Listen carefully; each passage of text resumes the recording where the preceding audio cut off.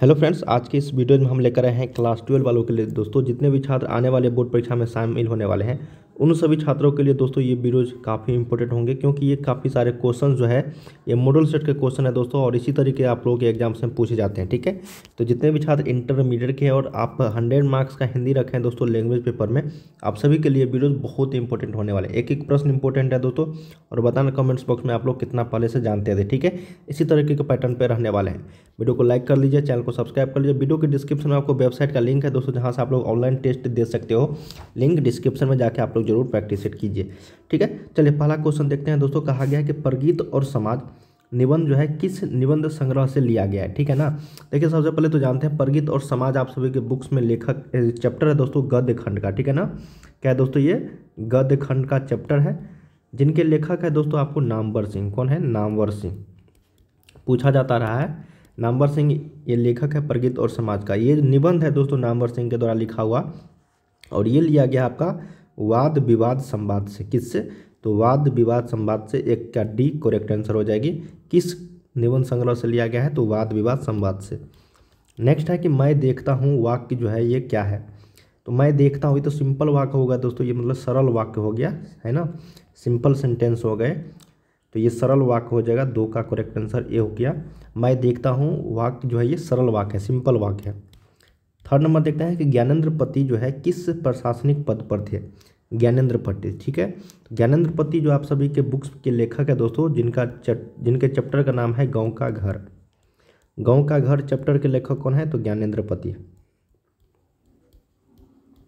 ठीक है, इनके जीवन परिचय में अब आप लोग पढ़ोगे तो ये ज्ञानेंद्र पति जो थे ये कारा अधीक्षक थे। ठीक है ना, जेल में थे ये अधीक्षक के रूप में। तो सही उत्तर यहाँ पे 3 का सी करेक्ट हो जाएगा, कारा अधीक्षक।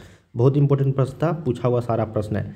नेक्स्ट है कि गुलर का फूल होना मुहावरा का अर्थ क्या है? तो गुलर का जो फूल होना मुहावरा का अर्थ हो जाएगा दोस्तों, इसका मतलब हो गया कभी भी दिखाई न देना, है ना। गुलर का फूल होना ये मुहावरा है, इसका शाब्दिक अर्थ हो जाएगा यहाँ पे कभी भी दिखाई न देना। तो 4 का सी। नेक्स्ट है कि महान रूसी कथाकार कौन है? 4 ऑप्शन दिए गए, हेनरी लोवेज, पुतिन, लेव टोल्स्टाय या फिर इनमें से कोई नहीं। तो महान रूसी यहाँ पे कथाकार जो है दोस्तों रूस के टोल्स्टाय है ना, जो युद्ध और शांति के लेखक है लेव टोल्स्टाय। बहुत ही ये इंपॉर्टेंट क्वेश्चन था, जो रूस के रहने वाले हैं। सही उत्तर 5 का सी। अगला है दोस्तों कि मैंने भोजन नहीं किया और इसलिए मेरी भूख नहीं मिटी।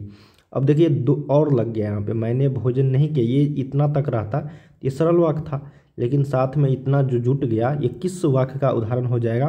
तो ये हो जाएगा अब संयुक्त वाक्य का। ठीक है ना, क्या हो जाएगा? संयुक्त वाक्य का। तो ऑप्शन नंबर यहाँ पे बी करेक्ट हो जाएगी।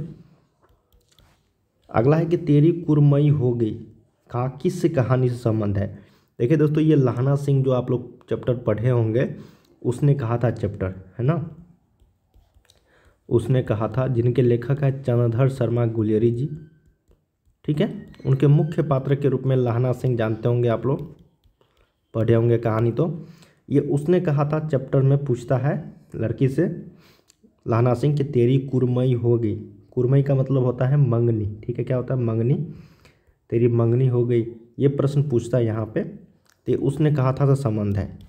नेक्स्ट है कि रक्षक शब्द में प्रत्यय क्या है? तो रक्षक में प्रत्यय हो जाएगा दोस्तों अक प्रत्यय। कौन सा प्रत्यय? अक। र, रक्ष, र, ये तीनों गलत है। सही उत्तर हो जाएगा ऑप्शन नंबर सी, अक प्रत्यय। अगला है दोस्तों कि अर्धनारीश्वर पाठ के लेखक कौन है? तो देखिए अर्धनारीश्वर पाठ के लेखक जो आप सभी के बुक में वो है रामधारी सिंह दिनकर जी। तो 9 का सही उत्तर बी करेक्ट हो जाएगा। अगला है आपका कि पुराण शब्द का विशेषण क्या है? तो पुराण शब्द का विशेषण हो जाएगा पौराणिक। क्या हो जाएगा दोस्तों? पौराणिक। तो 10 का सही उत्तर ए। नेक्स्ट है 11 नंबर की भगत सिंह ने कैसी मृत्यु को सुंदर कहा है?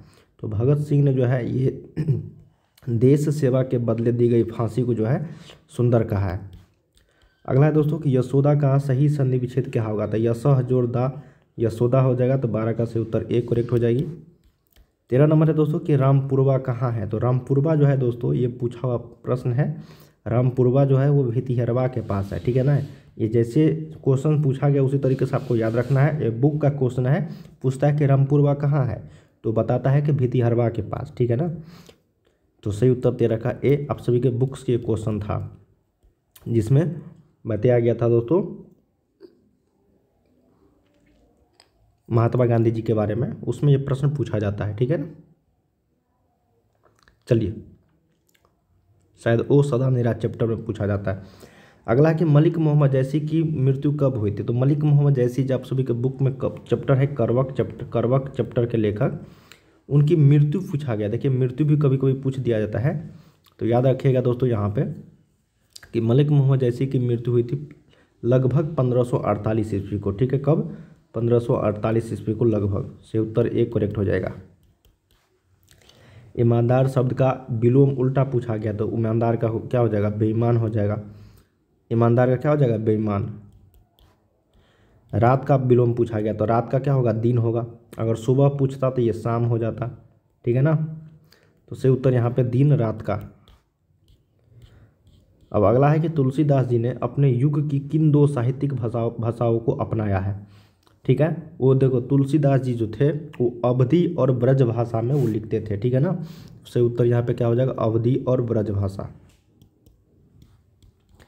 अगला है दोस्तों कि जो खाने योग्य हो उसको हम लोग क्या बोलते हैं। एक अनेक शब्दों के एक शब्द है कि जो खाने योग्य होता है उसको हम लोग खाद्य पदार्थ बोलते हैं, तो से उत्तर यहाँ पे क्या हो जाएगा? खाद्य हो जाएगा। अगला है कि कार्य करने वाला के लिए एक शब्द है, अनेक शब्दों के लिए एक शब्द, तो उसको हम लोग बोलते हैं कार्यकर्ता। क्या बोलते हैं? कार्य करने वाले को कार्यकर्ता। अगला है दोस्तों कि चंद्रशेखर शब्द कौन सा समास है। तो चंद्रशेखर जो है वो एक बहुव्रीहि समास का उदाहरण है, से उत्तर यहाँ पे 20 का ए। 21 नंबर है कि कवियों के कवि किसे कहा जाता है। तो कवियों के कवि जो कहा जाता है वो शमशेर बहादुर सिंह जी को कहा जाता है, तो 21 का से उत्तर ऑप्शन नंबर डी करेक्ट हो जाएगी। अगला है दोस्तों कि निश्चय का संधि विच्छेद क्या है। तो निह जोड़ चय निश्चय, से उत्तर यहाँ पे 22 का ए करेक्ट हो जाएगी। 23 नंबर है कि भूषण किस काल के कवि माने जाते हैं। तो भूषण जी जो है दोस्तों ये रीति काल के कवि माने जाते हैं, तो 23 का से उत्तर क्या हो जाएगा? ए करेक्ट हो जाएगी। 24 नंबर है दोस्तों कि रघुवीर सहाय का जन्म स्थान कहाँ है। तो रघुवीर सहाय का जो जन्म स्थान है, सही उत्तर हो जाएगा आगरा, मेरठ, लखनऊ, प्रयाग। क्या पूछा है कि रघुवीर सहाय का जन्म स्थान कहाँ है, तो ये लखनऊ करेक्ट आंसर हो जाएगी, सही उत्तर सी।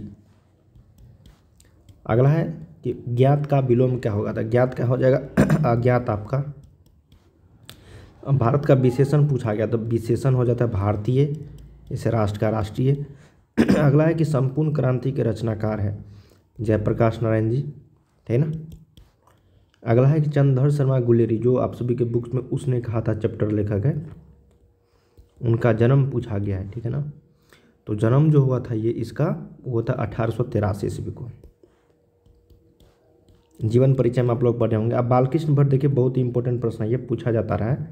बालकृष्ण भट्ट का जन्म कब हुआ था, कहाँ हुआ था, ये भी पूछा जाता है। तो बालकृष्ण भट्ट जो है दोस्तों वो बातचीत चैप्टर के लेखक है, ठीक है ना, बातचीत चैप्टर के लेखक। अब पूछा गया इनका जन्म हुआ था कितने ईस्वी को हुआ था। तो ये हुआ था दोस्तों 23 जून 1844 ईस्वी को।